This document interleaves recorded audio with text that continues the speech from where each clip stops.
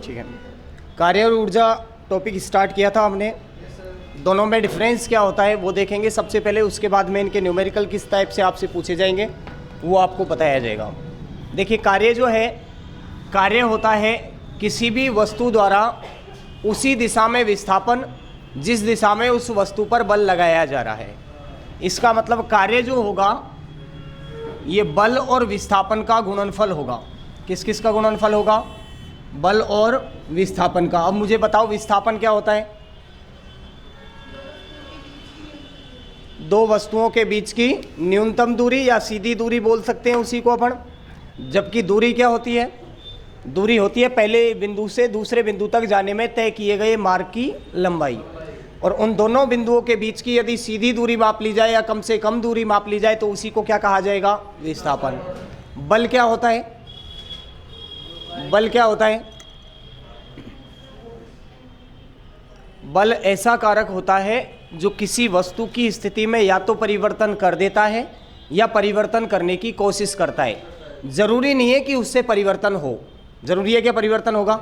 मैं इस दीवार के ऊपर शाम तक धक्का लगाता रहूं, बल तो लगा रहा हूं क्या इसके ऊपर, लेकिन इसमें परिवर्तन होगा क्या? कुछ कोई परिवर्तन नहीं होगा। इसका मतलब बल लगाया जाए तो उससे परिवर्तन हो भी सकता है और नहीं भी हो सकता। वो निर्भर करता है कि हमारे द्वारा जो बल लगाया जा रहा है वो वस्तु द्वारा लगाए गए प्रतिक्रिया बल से कम है या फिर ज़्यादा है।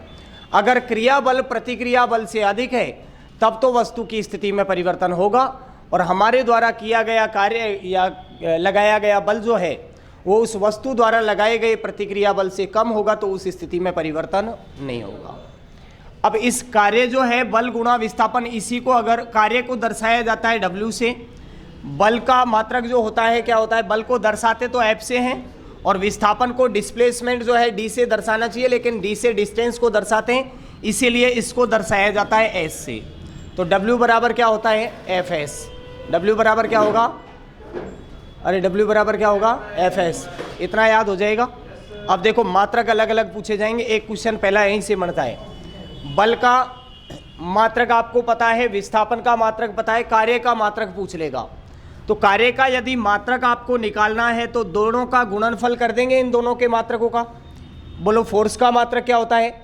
न्यूटन। बल का मात्रक क्या होता है? न्यूटन। और डिस्प्लेसमेंट दूरी जो होती है उसका मात्रक क्या होगा? मीटर। तो न्यूटन मीटर जो होता है वही किसका मात्रक है? कार्य का। और इसी न्यूटन मीटर को ही बोला जाता है जूल। न्यूटन मीटर को ही क्या बोला जाता है? जूल। तो कार्य का मात्रक क्या होगा? जूल। अच्छा एक और मात्रक सुना होगा आपने, कार्य का मात्रक अर्ग भी होता है, सुना है क्या? बल का मात्रक डाइन भी होता है, दूरी का मात्रक सेंटीमीटर भी होता है। ये जो लिया है हमने, ये लिया है एसआई पद्धति में। बोलो किस में लिया है? एसआई का मतलब सिस्टम ऑफ इंटरनेशनल, या एमटीएस पद्धति में, एमकेएस पद्धति में भी यही है। लेकिन अगर पूछ लिया जाए सीजीएस पद्धति में इसका मात्रक क्या होगा, तो सीजीएस में पहले मात्रक पता होना चाहिए कि बल का मात्रक क्या होगा। सीजीएस में बल का मात्रक जो होता है अर्ग, सीजीएस में बल का मात्रक होता है डाइन। सीजीएस में बल का मात्रक क्या होता है? डाइन। और ये डिस्प्लेसमेंट या दूरी का मात्रक होता है सेंटीमीटर। तो डाइन इंटू सेंटीमीटर जो होगा, इस डाइन सेंटीमीटर को ही किसका मात्रक बताना है आपको? कार्य का। और डाइन सेंटीमीटर जो होता है इसी को कहा जाता है अर्ग। क्या कहा जाता है? तो सीजीएस पद्धति में तो कार्य का मात्रक क्या होगा? अर्ग या डाइन सेंटीमीटर। जबकि एमकेएस पद्धति में या एसआई पद्धति में इसका मात्रक क्या होगा? न्यूटन मीटर या फिर जूल। न्यूटन मीटर या जूल। अब देखो सेंटीमीटर ग्राम सेकंड पद्धति, सेंटीमीटर ग्राम सेकंड पद्धति। सेंटीमीटर तो मात्रक हो जाएगा किसका? दूरी का या लंबाई का। ग्राम मात्रक हो जाएगा द्रव्यमान का, और सेकंड मात्रक होगा समय का। ये तीनों मूल मात्रकों के आधार पर इनकी पद्धतियां दी हुई हैं, एफपीएस, सीजीएस, एमकेएस और एसआई। तीनों पद्धति बताते हैं। देखो एक तो है सीजीएस, दूसरी है एमकेएस, तीसरी है एफपीएस और चौथी है एसआई। सीजीएस, एमकेएस, एफपीएस ये नाम इस आधार पर दिए हुए हैं कि इनके मूल मात्रक जो हैं वो किस में मापे जाएं। तो मूल राशियों में 3 राशियां शामिल की जाती हैं। एक तो शामिल किया जाता है लंबाई को, दूसरा शामिल किया जाता है द्रव्यमान को, और तीसरा शामिल किया जाता है समय को। इन तीनों के जो मात्रक हैं उन्हीं के आधार पर नाम है। देखो लंबाई का मात्रक यहां पर क्या हो जाएगा, सेंटीमीटर। द्रव्यमान का मात्रक क्या हो जाएगा, ग्राम।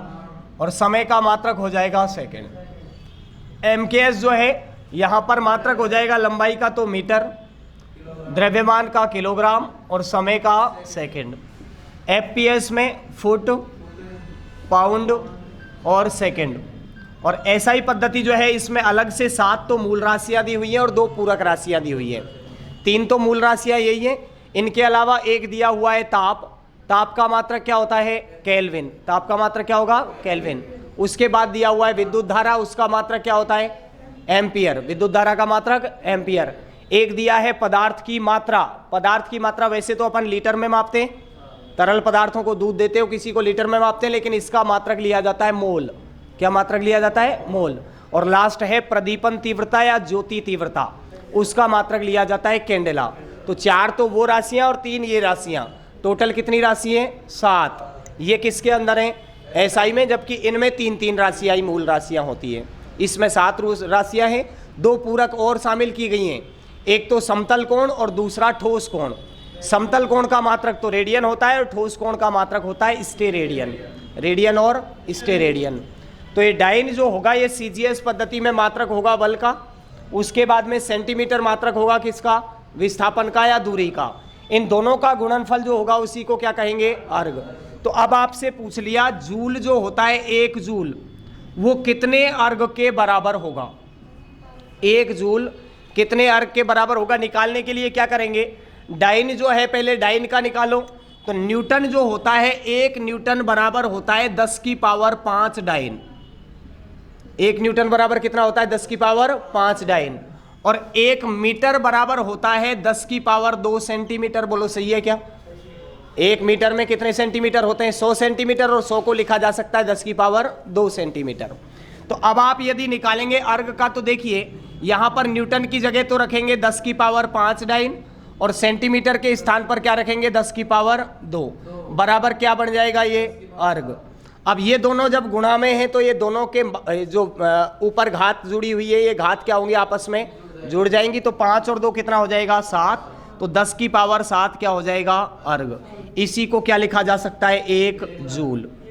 क्या लिखा जा सकता है, 1 जूल। तो 1 जूल बराबर होता है 10 की पावर 7 अर्ग के। इतना सबके समझ में आया। इसके बाद में जब ये न्यूमेरिकल करवाएगा तो आपसे कुछ कंडीशन अलग अलग रखेगा। वो 2-3 कंडीशन मैं आपको बता रहा हूं, मुख्यतः क्या कंडीशन रखी जाएंगी। एक तो बोला जाएगा यहां पर कोई वस्तु रखी हुई है, इस वस्तु को इस साइड में खींचा जा रहा है आपके द्वारा। तो खींचने के बाद में ये यहां से यहां तक की कुछ दूरी चलती है, माना कि एस दूरी चलती है। बल जो लगाया जा रहा है आपके द्वारा वो बल कितना लगाया जाएगा, एफ बल लगाया जाएगा। तब इसका जो कार्य होगा वो तो क्या होगा, एफ एस होगा।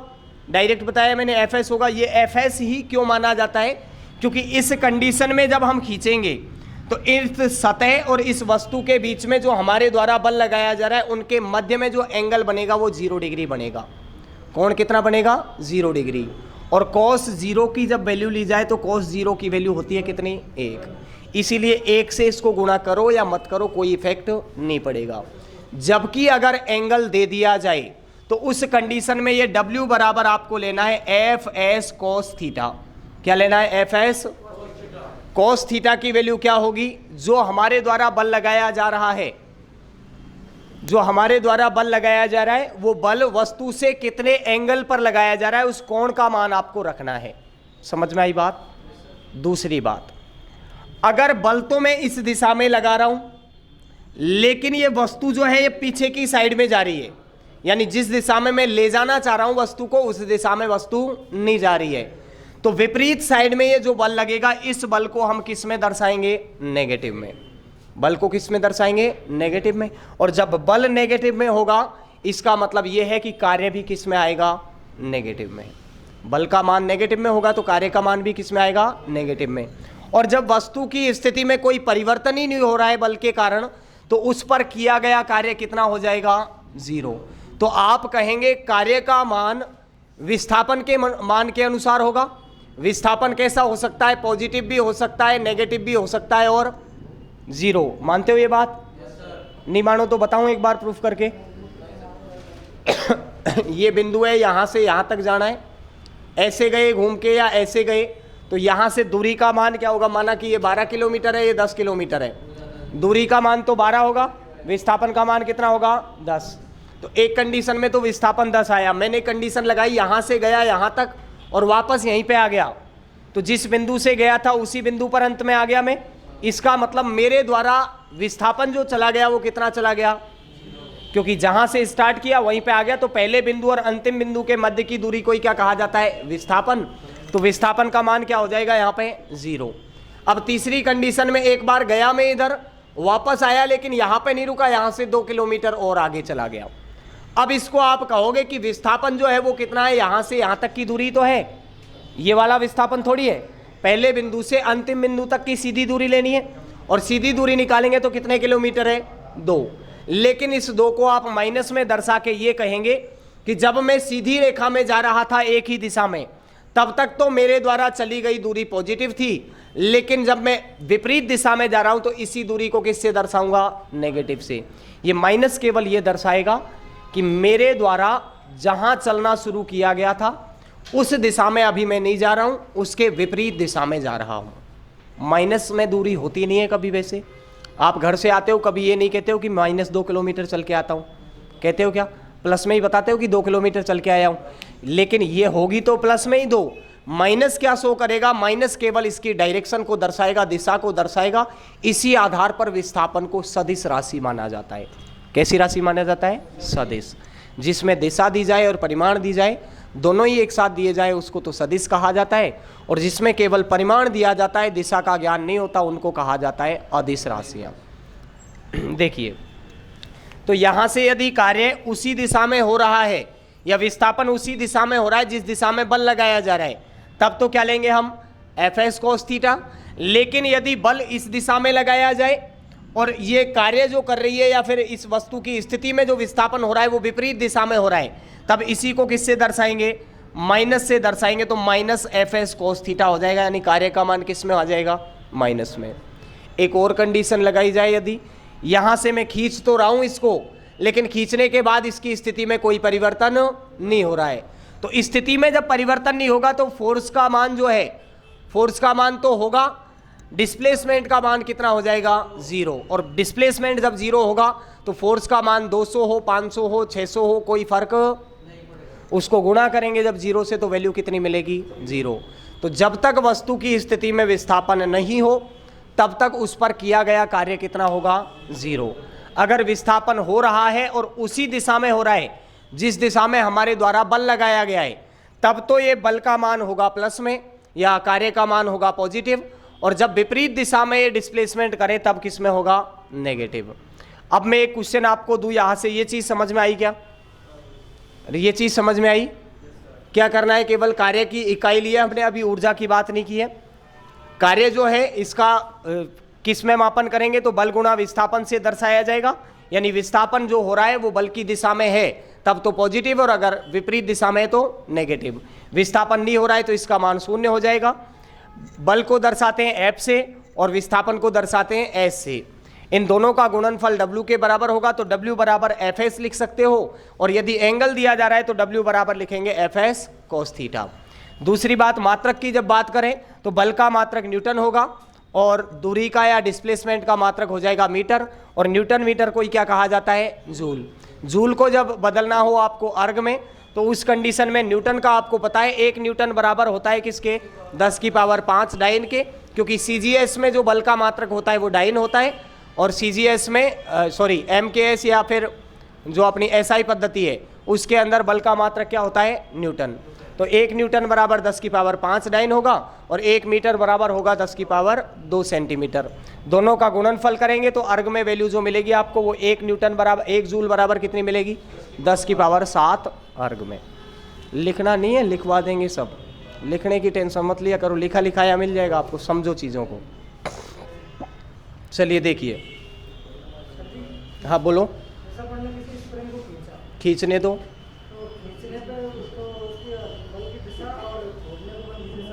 हाँ, विपरीत होगी बल की दिशा छोड़ने पर।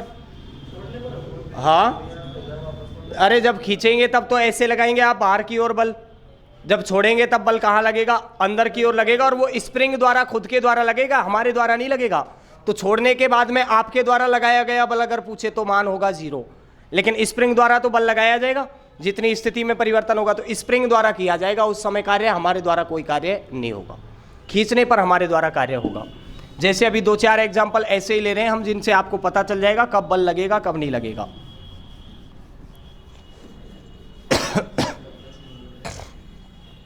चलो मैं लिख देता हूं यहां पे एक बार फॉर्मूला और आपके पास, फिर बोलो नहीं आप। W बराबर क्या होगा, Fs cos थीटा।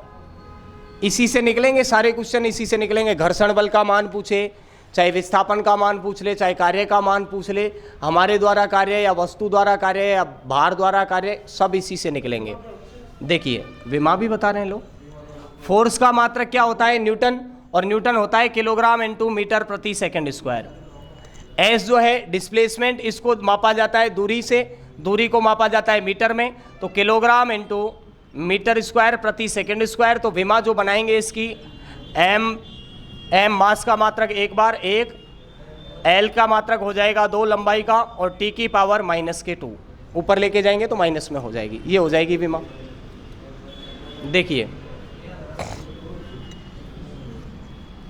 हाँ, पूछना हो किसी को तो पूछ लिया करो साथ में। देखिए अभी देखिए, मैं एक कंडीशन ले रहा हूं, एक वस्तु आपके पास रख रहा हूं, और उसके द्वारा लगाया गया बल आपको बताया जाएगा, कितना डिस्प्लेसमेंट है वो बताया जाएगा। आपको केवल उसके द्वारा लगाया गया कार्य जो है, उसके द्वारा किया गया कार्य ज्ञात करना है। जैसे देखिए ये कोई वस्तु है, ये सरफेस है, इस सरफेस के सापेक्ष यहां पर आपके पास मैंने माना ये वस्तु जो है ये 20 किलोग्राम की है, इसको आप इस साइड में खींच रहे हो, और खींचने के बाद में इसके ऊपर 20 न्यूटन बल लगा रहे हो। लगाया गया जो बल है वो कितना है, 20 न्यूटन। तो 20 न्यूटन के बल लगाने के बाद इस वस्तु को आप यहां तक ले आते हो, और यहां से यहां तक की जो दूरी है, ये टोटल दूरी आपके पास आती है माना कि 2 मीटर। अब इसके साथ में जब आप खींचोगे, सतह यदि चिकनी नहीं है तो नीचे से घर्षण भी लगेगा। अरे आप वस्तुओं को आसानी से क्यों नहीं खींच पाते हो, क्योंकि वो दोनों वस्तुएं जहां से टच में है वहां पर क्या लगता है, फ्रिक्शन फोर्स या घर्षण बल लगता है, इसी के कारण नहीं खींचते हो। घर्षण के कारण हीट जनरेट होगी, वो ऊष्मा की बात बाद में करेंगे, कितनी ऊष्मा जनरेट होगी। ऐसे आप हाथों को मलते हो सर्दियों में तो गर्म हो जाते हैं कुछ समय बाद, तो हीट तो जनरेट हो रही है। हीट कितनी जनरेट होगी ये भी आपको पूछा जाता है क्वेश्चन में, कितनी हीट इसके द्वारा उत्पन्न की जाएगी, वो हीट की भी अभी बात करेंगे। उससे पहले मैं अगर कह रहा हूं ये जो घर्षण बल है, ये घर्षण बल किस दिशा में लगेगा, यदि इस दिशा में वस्तु को खींचा जा रहा है तो विपरीत दिशा में लगेगा, नहीं लगेगा। हम तो इस साइड में खींच रहे हैं, लेकिन घर्षण बल कहां लेके जाएगा इसको, पीछे की दिशा में। और यदि ये घर्षण बल इस पर जो लग रहा है, फ्रिक्शन फोर्स जो लग रहा है, इसका मान मेरे पास दे दिया गया 2 न्यूटन है। अब आपको पूछेगा कि मैं यहां से खींच रहा हूं, आप खुद खड़े हुए हो, तो मेरे द्वारा किया गया कार्य कितना है। एक तो आपके द्वारा किया गया कार्य पूछ लिया जाएगा, दूसरा इसी में पूछा जा सकता है घर्षण बल द्वारा किया गया कार्य,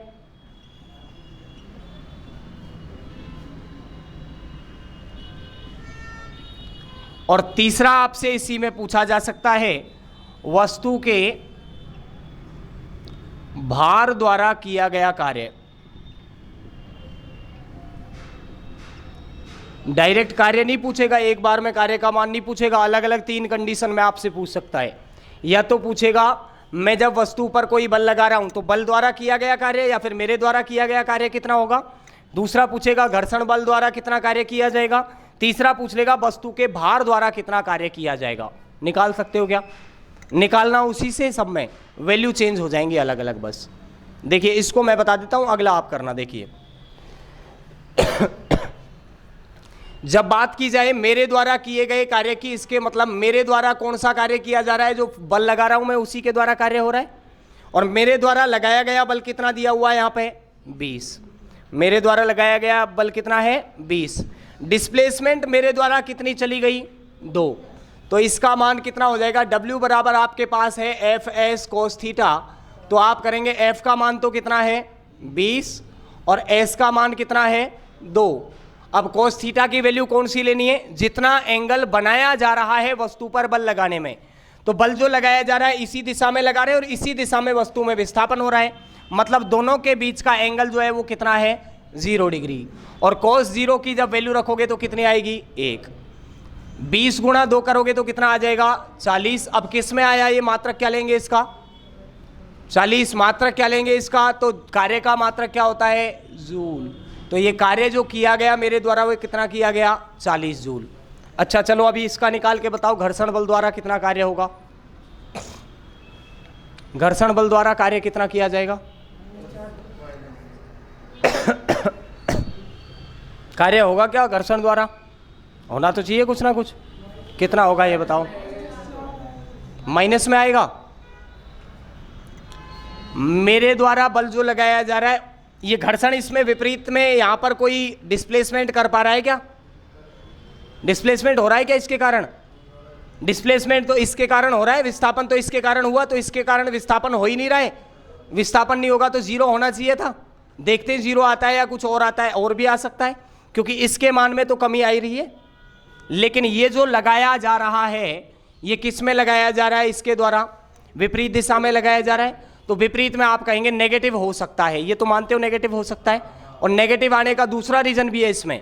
नेगेटिव इसलिए भी आएगा क्योंकि यहां से जब इसको लोगे आप तो इन दोनों के बीच में ये बल तो इस दिशा में लग रहा था, ये बल इस दिशा में, डिस्प्लेसमेंट इधर हो रहा है, ये इधर लग रहा है, तो दोनों के बीच में एंगल जो बन रहा है वो कितना बन रहा है?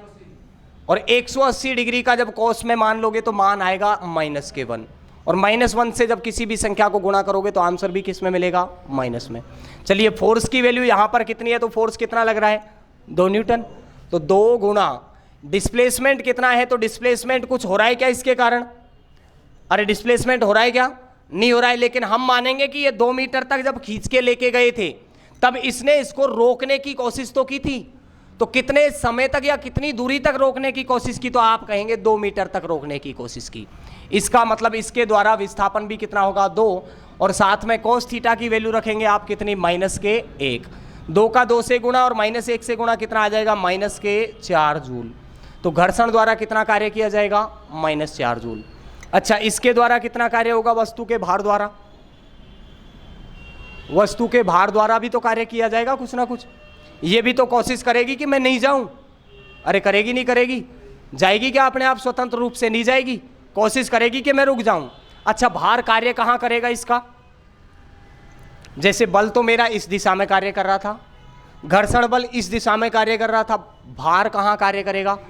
वस्तु का भार हमेशा कहां लगता है? ग्रेविटी की ओर, क्योंकि W बराबर हमने पढ़ा है, W बराबर क्या पढ़ा है? mg। ये W यहां वाला W नहीं है, ये W कौन सा है? भार।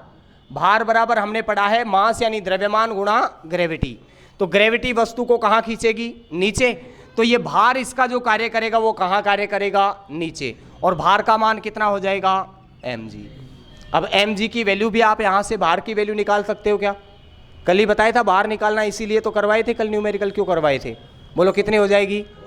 क्योंकि यहां पर m का मान रखेंगे तो m का मान 20 और g का मान ग्रेविटी 9.81 होती है, लेकिन हम मान लेते हैं कितनी? 10। तो ये कितना हो जाएगा? तो यहां से W की वैल्यू, आपको भार की वैल्यू पता चल गई कितनी है? 200। चलिए अब निकाल लीजिए। किया गया कार्य वस्तु द्वारा हमें पता है Fs cos थीटा होगा। फोर्स कितना लगाया जाएगा? जितना उस वस्तु का भार होगा। भार का मात्रक भी न्यूटन और फोर्स का मात्रक भी न्यूटन बताया था, दोनों का मात्रक न्यूटन है। इसका मतलब कार्य जो होता है वही भार होता है, या भार जो होता है वही कार्य होता है। लेकिन हम इनको अलग अलग इसलिए दर्शाते हैं क्योंकि भार जो होगा वो तो आपके द्रव्यमान पर निर्भर करेगा, जबकि कार्य द्रव्यमान पर निर्भर नहीं करके किस पर निर्भर करेगा? बल पर निर्भर करेगा। चलिए देखिए यहां से कि F की वैल्यू तो हम लेंगे, कितनी है F की वैल्यू? बोलो द्रव्यमान के बराबर यानी कितनी हो जाएगी? सॉरी भार के बराबर यानी कितनी हो जाएगी? 200। साथ में हमें लेना है डिस्प्लेसमेंट। डिस्प्लेसमेंट कितना हो रहा है? तो ये भी इतनी ही कोशिश करेगी, जहां तक जाएगी वहां तक इसका बल कार्य करता रहेगा। कितने है डिस्प्लेसमेंट? 2। तो डिस्प्लेसमेंट की वैल्यू रखी 2। cos थीटा की वैल्यू अब कितनी लेनी है? अरे यहां पर ये जो बल लग रहा है, यहां पर बल लगाया, उसके विपरीत दिशा में इस दिशा में लगा रहा है, इन दोनों के बीच में एंगल कितना बन रहा है? 90। तो cos 90 की वैल्यू कितनी होगी 0। तो यहाँ पर इसको जब 0 से गुणा करोगे तो टोटल वैल्यू भी कितनी आ जाएगी 0। तो 0 जूल हमारे द्वारा कार्य किया जाएगा। ये बोला जा सकता है कि जो वस्तु का भार होगा उसके द्वारा किया गया कार्य शून्य होगा, ये कोई भी कार्य नहीं करेगी। तो अलग अलग ये 3 कंडीशन है, इससे चौथी कंडीशन नहीं बनेगी। 4 कंडीशन में पूछेगा, हो सकता है इसे लटकाने के बाद पूछ ले, तो लटकाएगा तब भी एंगल 90 डिग्री बनेगा। तो 90 डिग्री बनेगा तो वापस वही कंडीशन आएगी, किया गया कार्य कितना हो जाएगा 0। सब बात कर रहे हैं स्लोप पे, स्लोप की बात कर लो या स्लोप के अलावा ऐसे भी मान सकते हो। इस दिशा में बल नहीं लगा के मैं रस्से से बांध के ऐसे खींच रहा हूं, वो भी तो एंगल ही होगा। स्लोप पे जाएगा इसका मतलब यूं जाएगा तो उसके द्वारा भी एंगल तय किया जाएगा कुछ ना कुछ, और ऐसे खींच रहा हूं तब भी उसके द्वारा एंगल होगा। तो एंगल का मान ये आपको दिया जाएगा साथ में। ऐसे खींच रहे हो आप तो कितना कोण बना रहे हो आप उससे, या फिर नीचे स्लोप पर जा रहा है तो स्लोप का कोण कितना है, 45 डिग्री, 30 डिग्री, 90 डिग्री, 40 डिग्री, वो एंगल का मान देगा आपको। भार का कार्य जब स्लोप पर नीचे की ओर आएगी तो कहां कार्य किया जाएगा, ग्रेविटी की ओर ही तो कार्य होगा, और ग्रेविटी की ओर कार्य होगा इसका मतलब कार्य का मान पॉजिटिव होगा। पॉजिटिव होगा तो 0 तो कभी होगा ही नहीं। जब नीचे की ओर ऊपर से स्वतंत्र रूप से वस्तु आती है तो भी उसके द्वारा कार्य किया जाता है। क्यों किया जाता है, क्योंकि ग्रेविटी उसको अपनी ओर क्या करती है, आकर्षित करती है, यानी उसके ऊपर कुछ ना कुछ बल लगाती है और उस बल के कारण डिस्प्लेसमेंट होता है।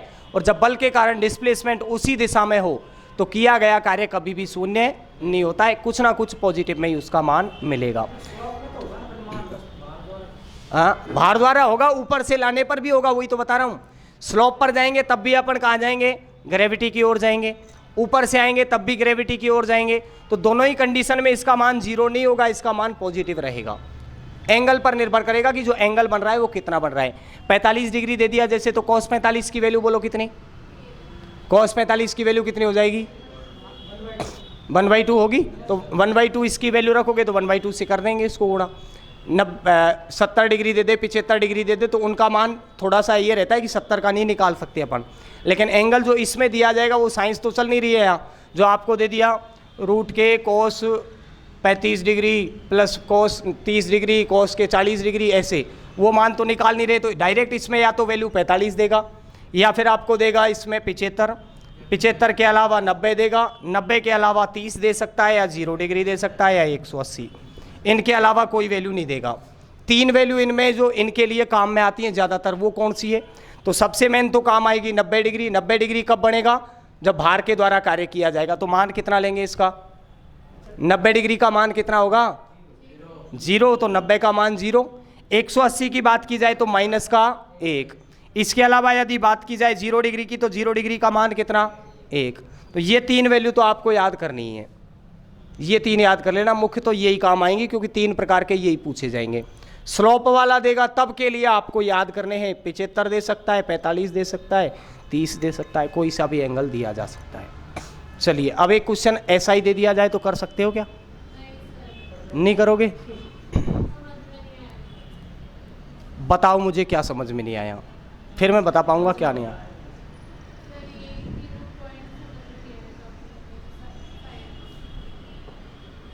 बल जो होता है, बल क्या होता है, जो वस्तु की स्थिति में परिवर्तन करे, और अगर उसी दिशा में परिवर्तन कर रहा है तो उस दूरी और बल का जो गुणनफल होगा, या विस्थापन और बल का जो गुणनफल होगा, उसी को कार्य कहा जाएगा। ये तो समझ में आएगा क्या, W बराबर होता है Fs cos थीटा। F का मतलब फोर्स और S का मतलब डिस्प्लेसमेंट। एक कंडीशन इस दिशा में खींचा जाए तो जिस दिशा में खींच रहे हैं उसी दिशा में विस्थापन हो रहा है, तब तो पॉजिटिव विस्थापन होगा या पॉजिटिव कार्य किया जाएगा। तो दोनों का गुणा कर देंगे, कितना बल लगाया 20, कितना खींचा तो 2, 20 गुणा 2 किया तो 40 आंसर मिल गया। विपरीत दिशा में कार्य करेंगे तो नेगेटिव हो जाएगा, क्योंकि एंगल 180 बनेगा, और विपरीत में लेने पर वैसे भी हम माइनस मानते हैं उसको, कार्य को या विस्थापन को। तो विपरीत दिशा में चलेंगे, कितना बल लगाया हमने 2, कितने देर दूरी तक लगाया तो 2 तक, तो 2 गुणा 2 करेंगे कितना मिल जाएगा 4। ऐसे ही अगर बात की जाए नीचे लगाया जा रहा है तो नीचे लगाने पर mg के मान पर निर्भर करेगा या भार के मान पर निर्भर करेगा। भार किससे निकालेंगे, तो द्रव्यमान गुणा कर देंगे गुरुत्वीय त्वरण। द्रव्यमान तो दिया है 20, गुरुत्वीय त्वरण का मान कितना लेना है 10। दोनों का गुणा किया तो 200 निकाला हमने, लेकिन 200 निकालना भी नहीं था आपको, क्योंकि आपको पता है जब नीचे बल लगेगा तो कितने डिग्री एंगल बनाएगा 90, और 90 का मान वापस कितना हो जाएगा 0। तो जब 90 का मान 0 होगा तो भार द्वारा किया गया कार्य कितना हो जाएगा -1 किस में? -1 तो मेरे द्वारा किया गया कार्य लिया है, सॉरी घर्षण द्वारा किया गया कार्य लिया है। घर्षण तो कहाँ कार्य करेगा? इस दिशा में कार्य करेगा।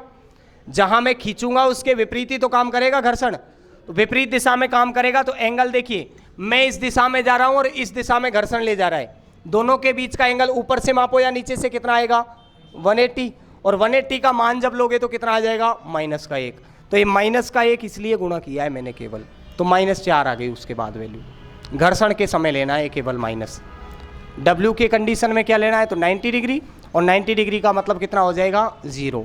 तो इससे तो मान हमेशा ध्यान रखना, अगर भार के कारण किया गया कार्य आपसे पूछा जाए, किसके कारण? भार के कारण, और सीधी रेखा में जब जा रहे हैं, स्लोप नहीं है, कोई भी ऊपर से नीचे नहीं आ रहे हैं, सीधी रेखा में खींच रहे हैं, तो कार्य चाहे हम जिस दिशा में खींच रहे हैं उस दिशा में विस्थापन हो या विपरीत दिशा में विस्थापन हो, हर कंडीशन में वस्तु के भार द्वारा किया गया कार्य कितना आएगा? 0 ही आएगा, क्योंकि cos 90 की वैल्यू कितनी रहती है? 0। अब क्वेश्चन लिखो आप और फिर करके देखो, एक बार प्रयास करो, हो जाए तो। प्रयास करना हो जाए तो, नहीं होगा तो फिर बताएंगे। द्रव्यमान चेंज करने पर कार्य पर फर्क वस्तु के भार द्वारा किए गए कार्य पर फर्क पड़ सकता है जब स्लोप पर जाए तब, स्लोप पर जाए तब, बाकी कंडीशन में नहीं करेगा। 40 kg होता तो भी कोई दिक्कत नहीं है। ये लो 40 मान लो, क्या फर्क पड़ता है? ये 40 लिया, 40 लेने पर हमें तो इस द्रव्यमान से तो कोई मतलब ही नहीं है, भार जो लगा रहे हैं उसके कारण विस्थापन तो वापस वही हो रहा है, 2 हो रहा है, नहीं हो रहा है? भार या बल जो लगा रहे हैं 20, उसके कारण विस्थापन कितना हुआ? 2। तो 20 गुणा 2 वही 40 मिलेगा आपको, इससे कोई फर्क नहीं पड़ेगा। इसका फर्क केवल कब पड़ेगा?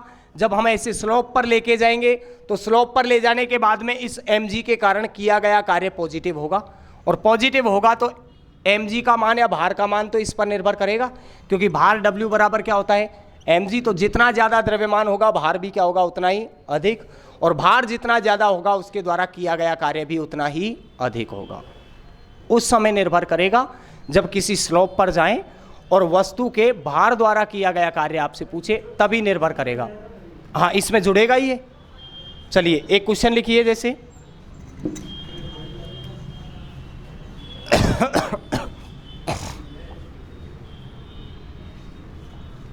60 किलोग्राम की किसी वस्तु को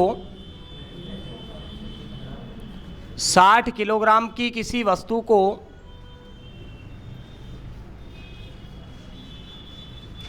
60 किलोग्राम की किसी वस्तु को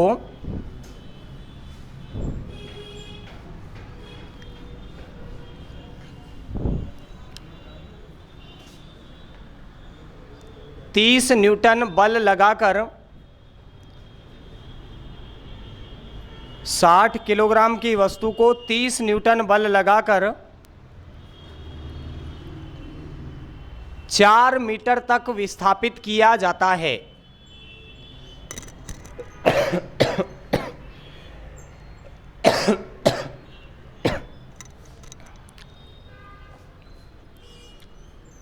साठ किलोग्राम की किसी वस्तु को 30 न्यूटन बल लगाकर 4 मीटर तक विस्थापित किया जाता है। यदि वस्तु तथा सतह के मध्य घर्षण बल, यदि वस्तु तथा सतह के मध्य घर्षण बल, वस्तु और सतह के मध्य घर्षण बल 8 न्यूटन हो, 8 न्यूटन हो तो 8 न्यूटन हो तो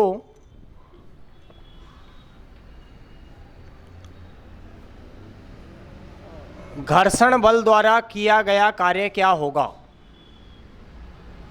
तो घर्षण बल द्वारा किया गया कार्य क्या होगा?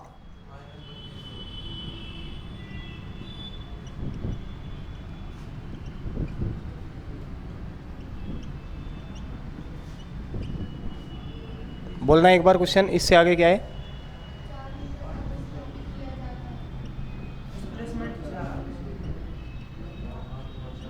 हाँ,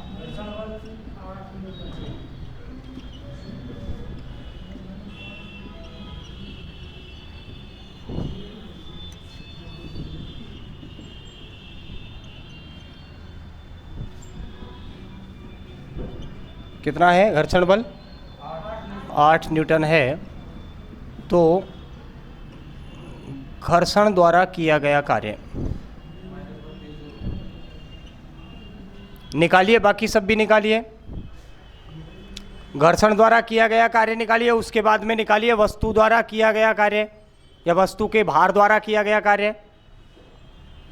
वस्तु का भार निकाल लो, उसके बाद में निकालिए जो बल लगा रहे हैं उसके द्वारा किया गया कार्य। तीनों ही निकालिए। बल द्वारा कितना कार्य किया जाएगा, घर्षण द्वारा कितना कार्य किया जाएगा और वस्तु के भार द्वारा कितना कार्य किया जाएगा, तीनों निकालेंगे। पूछेगा तो एक ही, पर आपको तो तीनों ही निकालने।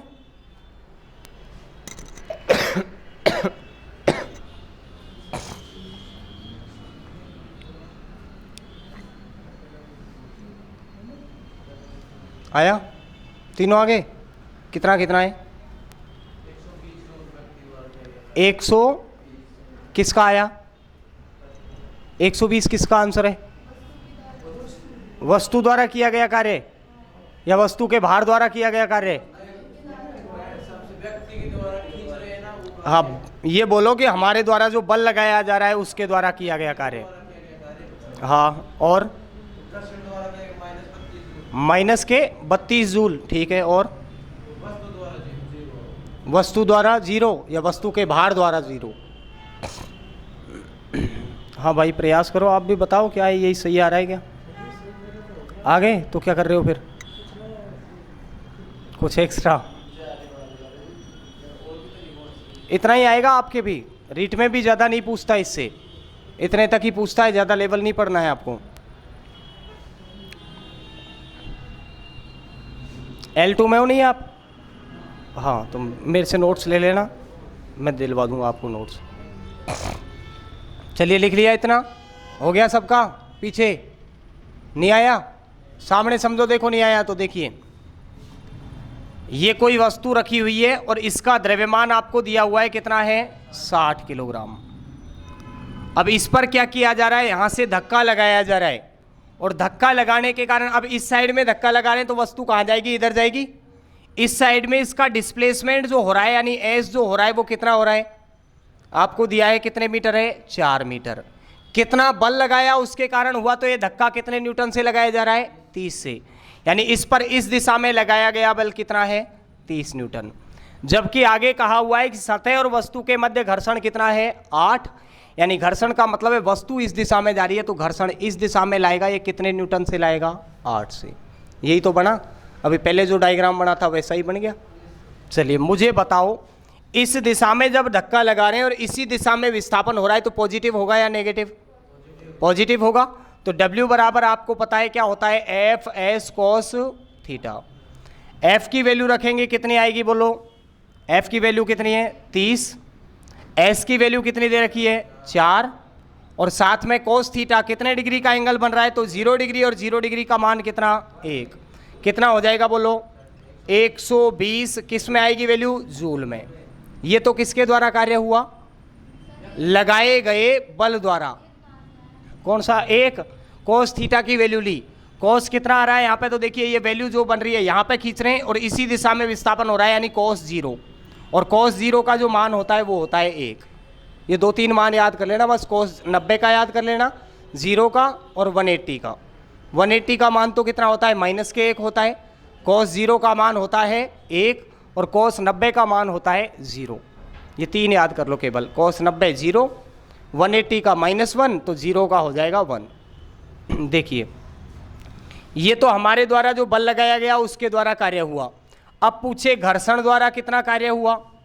तो फ्रिक्शन फोर्स भी तो कुछ कार्य करेगा, रोकने की कोशिश तो करेगा वस्तु को। अपने आप थोड़ी जाएगी वस्तु बिना बल लगाए, बल लगाना पड़ेगा तभी जाएगी। तो उसको रोकने के लिए घर्षण बल कितना लग रहा है इस पर? 8 न्यूटन। तो इसके लिए भी ये फॉर्मूला तो ये रहेगा, एफ की वैल्यू कितनी हो जाएगी? 8। डिस्प्लेसमेंट जो यहां पर किया था वही डिस्प्लेसमेंट होगा। कितना डिस्प्लेसमेंट हो रहा है? 4। तो 8 गुणा 4 गुणा कॉस थीटा की वैल्यू। अब देखिए कॉस किस दिशा में कार्य कर रहा है? इस दिशा में। ये घर्षण बल कहां ले जा रहा है? इसको विपरीत में, और विपरीत में ले जा रहा है तो देखिए एक तो इधर ले जा रहा था, दूसरा इधर। कितना बन रहा है कोण? 180। और 180 का मान कितना होता है? -1। तो इसमें रखेंगे वैल्यू -1, तो 8 गुणा 4 करेंगे, 8 चौका 32, -1 से गुणा करेंगे तो -32 जूल, ये वैल्यू निकलेगी घर्षण द्वारा किया गया कार्य। और लास्ट में पूछा है आपको भार द्वारा कितना कार्य किया जाएगा, तो पहले तो भार निकालना पड़ेगा। भार कितना है, बोलो भार कितना हो जाएगा। 60 किलोग्राम की वस्तु है, उसका भार निकालना है तो W बराबर आपने पढ़ा था mg, m का मान 60, g का मान कितना है 10, कितना हो जाएगा बोलो 600 न्यूटन। तो 600 न्यूटन ये बली तो है एक प्रकार का, न्यूटन में माप रहे तो F का मान तो यहाँ पर कितना रख देंगे बोलो 600 गुणा विस्थापन कितना किया जा रहा है, तो विस्थापन कितना हुआ वही 4, लेकिन यहाँ पर कोस थीटा कितना लग रहा है, तो बोलो कितने डिग्री बन रहा है 90, और कोस 90 की वैल्यू कितनी हो जाएगी 0। तो इसको जब 0 से गुणा करोगे तो भार द्वारा किया गया कार्य भी कितना हो जाएगा 0। भार द्वारा वैसे आपको निकालना नहीं है कि भार कितना है, ये बताया है मैंने, केवल उस कंडीशन में भार काम आएगा जब स्लोप पर जाएंगे या ऊपर से नीचे आएंगे, तब आपको ये लेना पड़ेगा कि 600 न्यूटन का भार है या बल है। अभी ये बल का कोई कार्य नहीं है, जब तक सीधी रेखा में वस्तु जाए तब तक हमेशा वस्तु के भार द्वारा किया गया कार्य कितना बताना है आपको 0। क्वेश्चन पढ़ा और भार द्वारा कुछ अगर पूछा जा रहा है तो आंसर आपको सीधा क्या लगा देना है 0, जब सीधी रेखा में चले और घर्षण विपरीत दिशा में लगे, ग्रेविटी नीचे लगे। लेकिन अगर यही बोलता इस दिशा में नहीं लग रहा है, ऐसे लग रहा है, तब क्या करते, तब तो कुछ ना कुछ करना पड़ता, तब कोस जितना भी बढ़ता 45 डिग्री का कोण बनता तो 45 की वैल्यू रखते, अभी वैल्यू 90 की रख रहे हैं, ये वैल्यू चेंज हो जाती केवल। स्लोप पर कुल कार्य कितना होता है ये पता है क्या, कुल कार्य होता कितना है, कुल कार्य होता है, ये अभी अपन कुल कार्य नहीं निकाल रहे हैं, कुल कार्य है, कुल कार्य तो वो होगा जो घर्षण बल जितना बल लगाएगा और हमारे द्वारा जितना बल लगाया जा रहा है उन दोनों का डिफरेंस जो होगा वही तो टोटल कार्य होगा। अरे वास्तव में मैं तो एक रस्सी को इधर खींच रहा हूं, आप उसी रस्सी को उस साइड में खींच रहे हो, मैंने एक बार 5 मीटर खींच दिया, फिर वापस आप मेरे को 2 मीटर खींच के ले गए, तो मेरे द्वारा उस रस्सी को कितना खींचा गया टोटल 3 ही तो डिफरेंस आया। तो जो दोनों का डिफरेंस होगा वो वास्तविक कार्य होगा, वास्तव में कार्य कितना किया गया। तो घर्षण बल और जो वस्तु के बल द्वारा कार्य होता है उन दोनों का जो डिफरेंस होता है वो होता है वास्तविक कार्य, वास्तव में तो वही किया जाता है। ये तो हम मानते हैं कि घर्षण ने इतना कार्य किया, इसी के कारण इस वस्तु में डिस्प्लेसमेंट कम हुआ, बल ने इतना कार्य किया, इसके कारण वस्तु में डिस्प्लेसमेंट ज़्यादा हुआ। हमेशा ध्यान रखना एक और चीज़, घर्षण द्वारा जो कार्य किया जाएगा वो वास्तव में जो हम कार्य बल द्वारा करवा रहे हैं उस बल द्वारा किए गए कार्य के मान से हमेशा कम रहेगा, ज़्यादा कभी नहीं होगा। अगर घर्षण बल का मान ज़्यादा होगा इसका मतलब वस्तु में विस्थापन नहीं होगा। अरे मैं कह रहा हूँ मैं तो 5 न्यूटन बल से खींच रहा हूँ और घर्षण जो है वो 10 न्यूटन लग रहा है, क्या मैं खींच सकता हूँ उसको, नहीं खींच सकता। इसका मतलब ये है कि घर्षण बल का मान अगर कम रहेगा हमारे द्वारा लगाए गए बल से तब तो वस्तु में विस्थापन होगा, और जब यदि घर्षण बल का मान ज़्यादा हो जाए हमारे द्वारा लगाए गए बल से तो वस्तु में कोई विस्थापन नहीं होगा, और जब विस्थापन नहीं होगा तो कार्य का मान कितना होगा 0। बोलो